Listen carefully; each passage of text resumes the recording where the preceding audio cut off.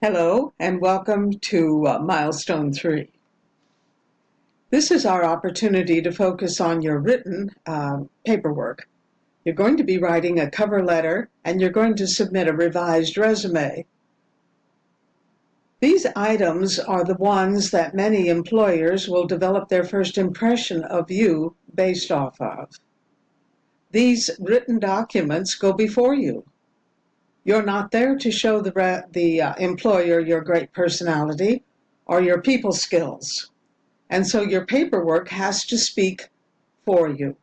That means we have to make that paperwork as good as we possibly can in order to move you on to the next job hiring hurdle, which is the interview. But before we get there, we need to clarify your goals.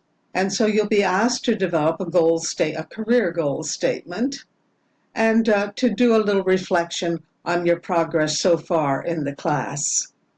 It's a pretty intense agenda for Milestone 3, and I'm here to help you in any way that I can.